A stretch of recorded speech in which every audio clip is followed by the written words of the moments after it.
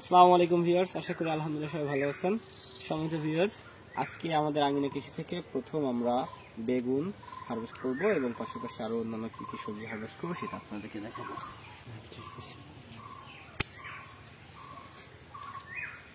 প্রথম বেগুন আঙ্গিনা কৃষির, মাশাআল্লাহ অনেক সুন্দর সাইজের বেগুন হয়েছে, আরো অনেক বড় হবে।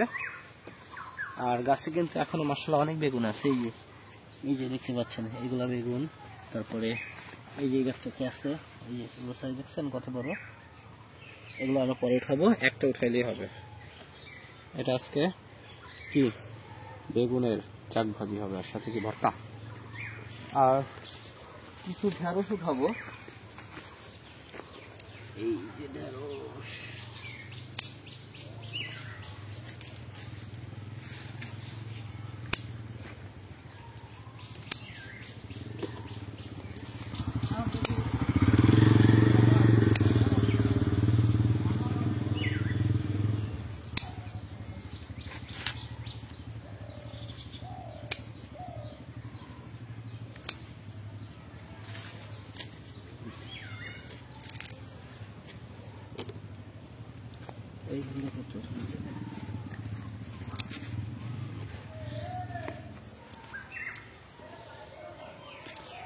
কিছু ঢেঁড়স উঠাইলাম আর এক পিস বেগুন, আর এখন কিছু কাঁচা টমেটো উঠাবো। এগুলোই আজকে বাসায় খাবারের জন্য এগুলো দিয়ে তাকে রান্না করা হবে। এই যে আমাদের এখন কিন্তু ফসল হারভেস্ট শুরু হয়ে গেল। এখন আমরা কন্টিনিউ প্রতি সপ্তাহে আমাদের বাসার যে সবজির চাহিদাটা সেটা কিন্তু আমরা আমাদের আঙ্গিনা কৃষি থেকে পূরণ করতে পারবো ইনশাআল্লাহ। একটা পাকা টমেটো সকালে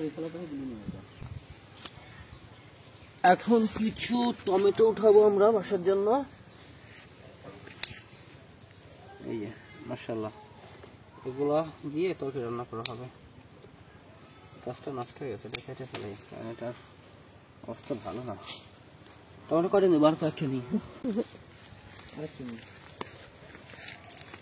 কাঁচা টমেটোর কি ভর্তা খাওয়া যায়? এই কাঁচা টমেটোর ভর্তা কেমন লাগে? এই যে পাকা টমেটো, এই যে কালার সুন্দর আসছে, এগুলো পেকে যাবে। এটাও এটা এখন বাসায় রেখে দিলে পেকে যাবে। এটা কেটে ফেলছি।